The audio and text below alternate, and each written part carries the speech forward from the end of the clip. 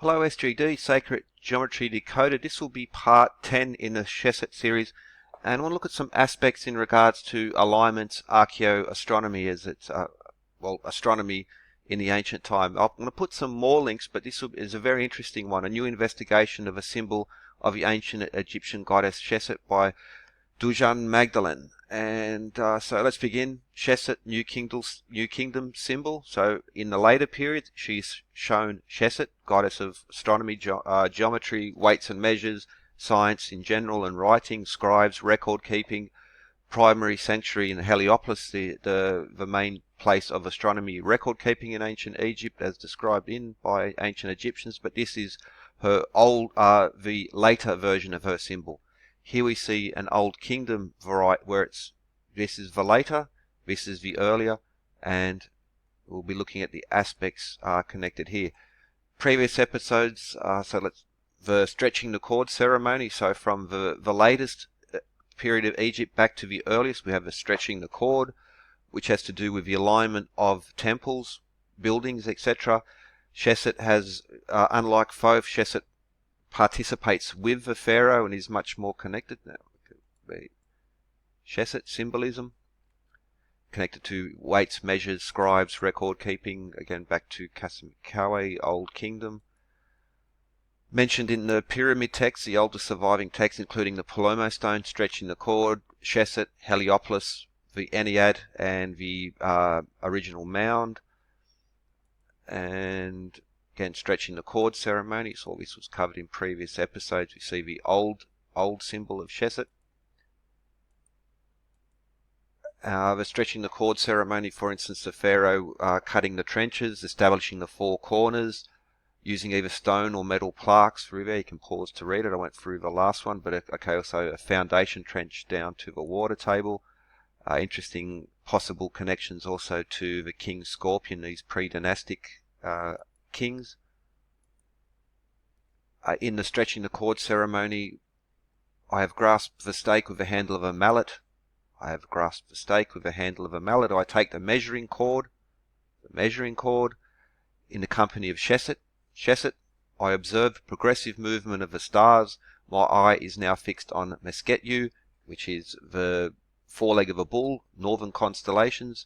The god of timekeeping stands by me in front of his merkit. The merkit was essentially a stick with a plumb line hanging off it, which could be used as a very accurate timekeeping tool at night.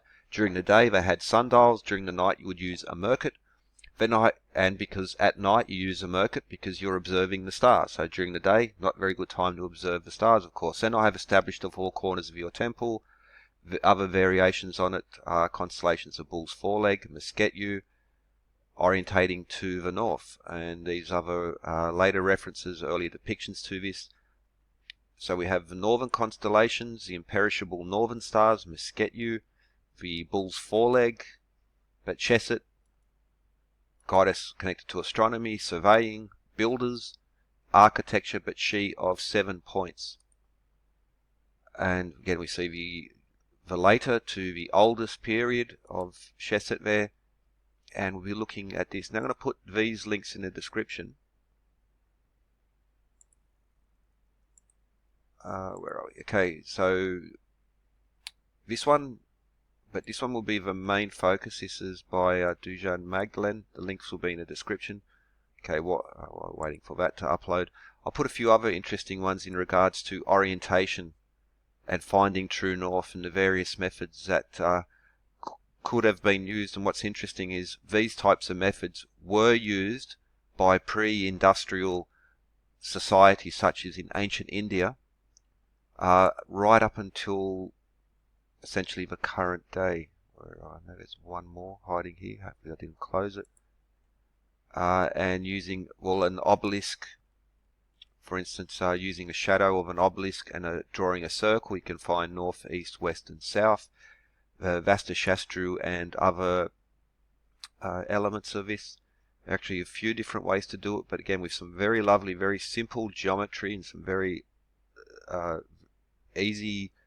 It's difficult to get to that point of understanding them, but once you do, it's easy to. They've been reconstructed, and so, for instance, using a stake or a mallet, a stake in the ground, and so this is basically, so using an obelisk. This is one of the phenomenon that the Vastashastru and Indians are still been using, and pre-industrial times.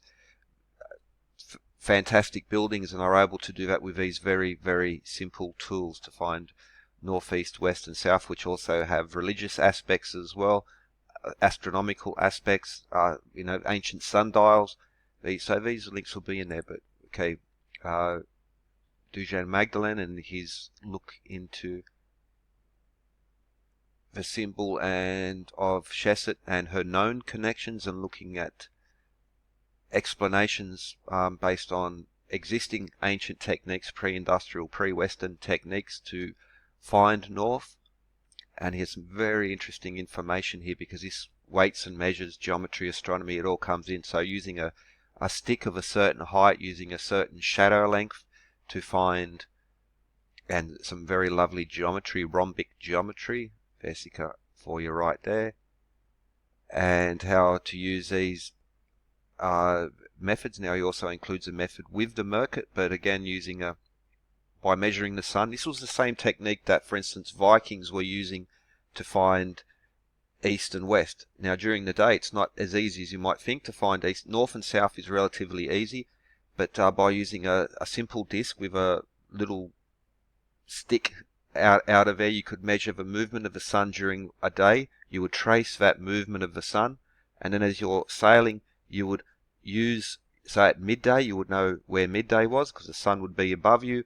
You would keep manipulating this stick until the shadow cast by the sun would touch the curve that you had already drawn. Therefore you can find north, east, west, or east and west especially, which is difficult without a compass. Now in this he talks about these different methods, and there we have this very interesting astronomy connections. And for instance, this is the one that's most interesting.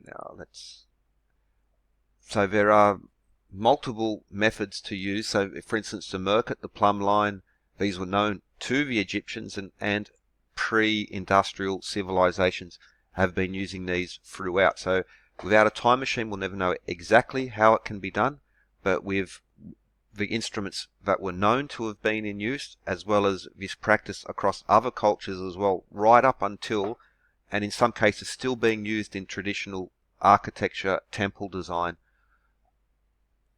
Okay, so the symbol of Seshat, and using this sighting tool, which is an interesting consideration, and using, of course, the North Star and the just like it says in the stretching the cord ceremony. I look at Mesketu, I look at the northern star, and I observe it through the night, timekeeping, because this will revolve in the night, and it's a good way of keeping time.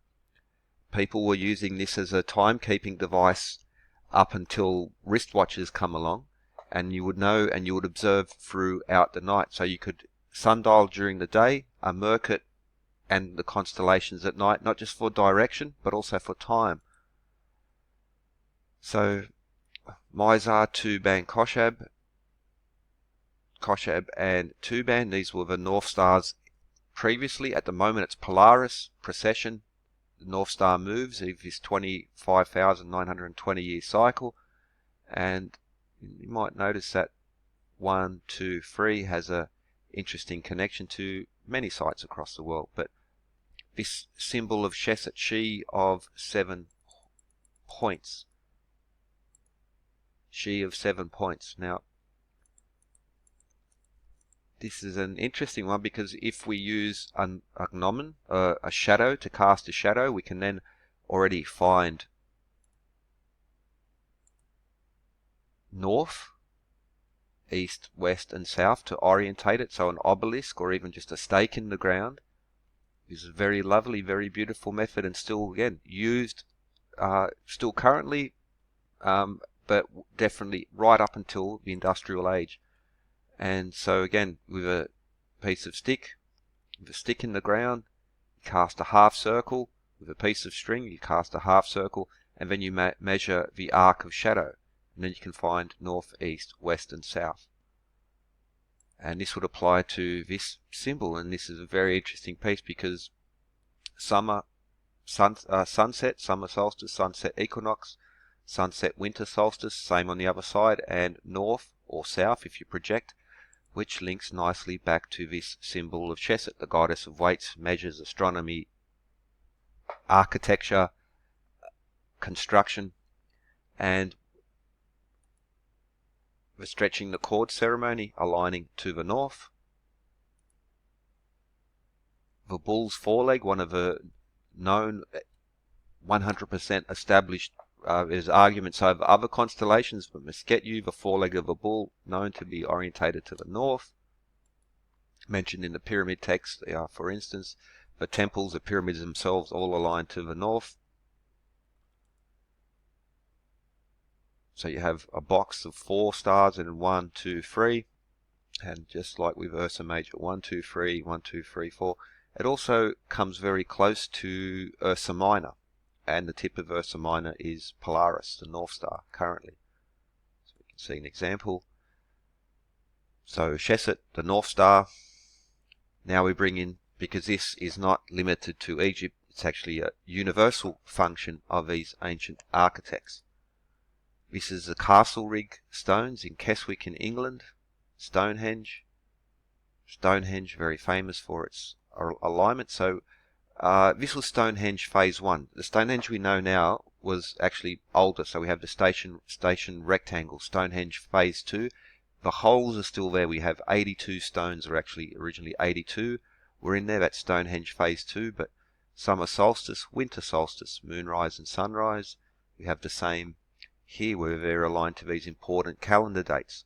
These are universal units because it's connected to the seasons, and so whether you're hunter-gathering or in between hunter-gathering and farming, knowing these dates and celebrating them, so there's a religious, spiritual aspect, but it's also very practical.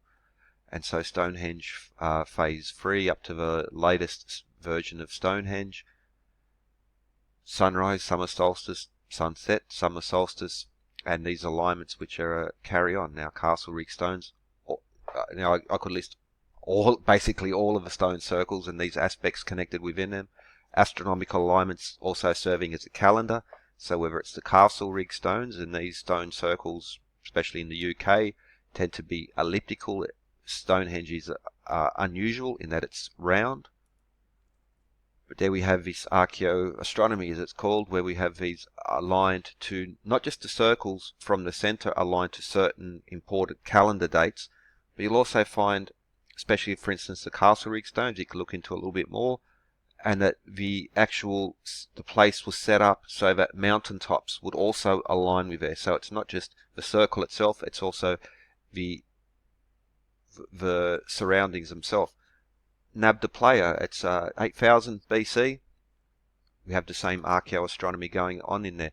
Now it's almost as old as Göbekli Tepe. We have Wurdi Yuang here in Australia, which is aligned to midsummer, midwinter, and the equinoxes. This is a constant across there. Now I'm going to put a couple other links, and the astronomy of Nabta Playa, but here's an interesting one from Stanford, where we have, whether it's Newgrange, the medicine wheel in Canada, and essentially across the world, across time. It's a little bit slow to load. The page links will all be in the description, but this is a universal across time, and I lean towards the ancient trade routes, ancient knowledge being exchanged, much older than what would be acknowledged by the official versions of history. However, these type people are problem solvers, and people eventually come to the same solutions to solve problems because it's the most effective. And what you will find, so there is suggestion that this was also transmitted, but it's also very possible, that for instance Wurdi Yuang here in Australia, that these are built into the nature itself. These links will be in the description. Archaeoastronomy, not just Stonehenge, Castle Rig stones, but yeah, Nabta Playa. I don't think they even include Wurdi Yuang here in Australia. All these links because it has to do with, and beginning with north alignments. So with that, I hope you enjoyed. Have a good one. Lots of links in there. the North Star.